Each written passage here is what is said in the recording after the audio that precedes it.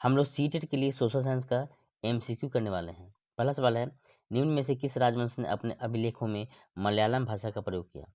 Chola, Pandya, chair, Kushan. तो किस राजवंश ने अपने अभिलेखों में मलयालम भाषा का प्रयोग किया? इसका आंसर हो जाएगा चेर। चेर राजवंश ने अपने अभिलेखों में मलयालम भाषा का प्रयोग किया। अगला सवाल है, चेर राजवंश का शासन दक्षिण भारत के किस राज्य में था? चेर राजवंश दक्षिण भारत में था, तो दक्षिण भारत के किस राज्य में था? आंध्र प्रदेश, केरल, कर्नाटक, तमिलनाडु। चेर राजवंश का शासन केरल में था। अगला सवाल है, चेर वंश के किस प्रतापी शासक को लाल चेर के नाम से भी जानते हैं? ऑप्शन है राजशेखर वर्मा, राजसिम्हा, इरुम्पोराई, सेनगुटवन। चेर वंश के एक शासक को लाल चेर के नाम से भी जानते थे, उसका नाम है सेनगुटवन। सेनगुटवन को लाल चेर के नाम से जानते थे। अगला सवाल है, औपनिवेशिक वन कानून के विरोध में सोग्राम संगमा विद्रोह कहाँ हुआ था? केरल, कर्नाटक, असम, आंध्र प्रदेश। सोग्राम संगमा विद्रोह असम में हुआ था। अगला सवाल है, औपनिवेशिक वन कानून के विरोध में सोग्राम संगमा विद्रोह कब हुआ था? 1905, 1906, 1907, 1908। तो सोग्राम संगमा विद्रोह असम में जो हुआ था वो हुआ था 1906 में। 1906 में सोग्राम संगमा विद्रोह हुआ था। अगला सवाल है, साइमन कमीशन के बारे में कौन सा कथन सत्य है? 1927 में आया, इसमें एक भी भारतीय नहीं था, इसे व्हाइट मैन कमीशन कहा गया। उपरोक्त सभी इसका आंसर है। क्या क्या है? यह 1927 में भारत आया, इसमें एक भी भारतीय प्रतिनिधि नहीं था और एक भी भारतीय प्रतिनिधि नहीं था, इसलिए इसे व्हाइट मैन कमीशन कहा गया।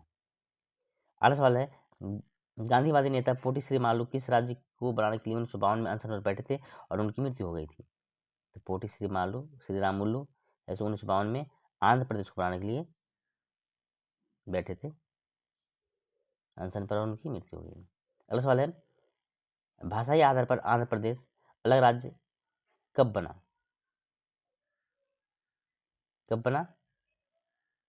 भाषाई आधार पर आंध्र प्रदेश अलग राज्य के रूप में कब गठित हुआ था?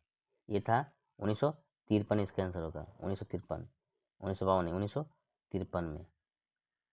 1953 में भाषाई आधार पर आंध्र प्रदेश अलग गठन हुआ था और राज्य बना था 1956 में। भाषाई आधार पर आंध्र प्रदेश का गठन किया गया था 1953 में और राज्य बना था 1956 में।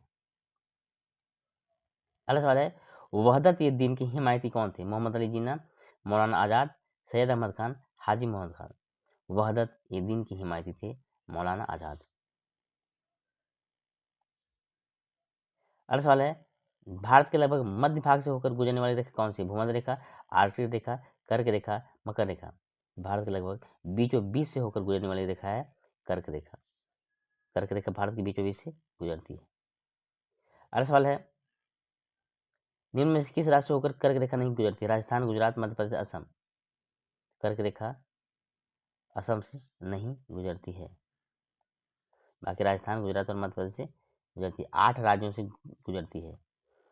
अगला सवाल है, इनमें कौन सी पौधे की प्रजाति मैंग्रोव वन में पाई जाती है? सुंदरी, साल, बबूल, महोगनी। मैंग्रोव वन में पाई जाती है सुंदरी। अगला सवाल है, इनमें कौन सी पौधे की प्रजाति उष्ण कटिबंधीय वर्षावन में पाई जाती है? सुंदरी, साल, बबूल, महोगनी। उष्ण कटिबंधीय वर्षावन में पाई जाती है महोगनी। अगला सवाल है, इनमें कौन से पौधे की प्रजाति उष्ण कटिबंधीय पतझड़ वन में पाई जाती है? सुंदरी, साल, बबूल, महोगनी। पतझड़ वन में पाई जाएगी साल। पतझड़ वन में साल पाई जाएगी। अगला सवाल है, मैत्री शोध संस्थान किस महाद्वीप पर स्थित है? Australia, Europe, Africa, Antarctica. मैत्री शोध संस्थान भारत का है जो अंटार्कटिका पर है, अंटार्कटिका महाद्वीप पर है। अगला सवाल है, महासागरीय धारा के संबंध में कौन सा कथन सत्य है? पहला है, गर्म महासागरीय धारा भूमध्य रेखा के पास से उत्पन्न होती है। ठंडी महासागरीय धारा ध्रुवों के पास से उत्पन्न होती है। गर्म महासागरीय धारा ध्रुवों के पास से प्रवाहित होती है। वो उपरोक्त सभी सही उत्तर है कि गर्म महासागर धारा भूमध्य रेखा के पास से उत्पन्न होती है और ध्रुवों के पास से प्रवाहित होती है और ठंडी महासागर धारा ध्रुवों के पास से उत्पन्न होती है। उपरोक्त सभी सही है महासागरीय धारा के संबंध में। अगला सवाल है, चूना पत्थर किस प्रकार के शैल का उदाहरण है? चूना पत्थर अवसादी, कायांतरित, अंतर्भेदी या बहिर्भेदी? आग्नेय शैल। चूना पत्थर कायांतरित सेल का उदाहरण है। अगला सवाल है, ग्रेनाइट किस प्रकार के सेल का उदाहरण है? अवसादी, कायांतरित, अंतर्भेदी, बहिर्भेदी। ग्रेनाइट है हमारा अंतर्भेदी आग्नेय सेल का उदाहरण। अगला सवाल है, बेसाल्ट किस प्रकार के सेल का उदाहरण है? अवसादी सेल, कायांतरित सेल, अंतर्भेदी आग्नेय सेल, बहिर्भेदी आग्नेय सेल। बेसाल्ट है हमारा बहिर्भेदी आग्नेय सेल। अगला सवाल है, बलुआ पत्थर किस प्रकार के सेल का उदाहरण है? अवसादी, कायांतरित, अंतर्भेदी या बहिर्भेदी। बलुआ पत्थर हमारा अवसादी सेल का उदाहरण है। अगला सवाल है, निम्न में से किस क्षेत्र में चिनूक स्थानीय पवन चलती है? Veld, savanna, prairie, pampas. Chinook स्थानीय पवन चलता है प्रेयरी में। अगला सवाल है, यामो किस देश की गर्म स्थानीय पवन है? अमेरिका, जापान, रूस, फ्रांस। यामो जापान की गर्म स्थानीय पवन है।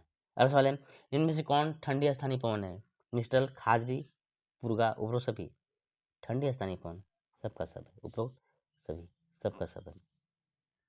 नेक्स्ट क्वेश्चन है, वायुमंडल की कौन सी परत रेडियो प्रसारण में सहायता करती है? समताप मंडल, आयन मंडल, वायुमंडल, क्षोभमंडल।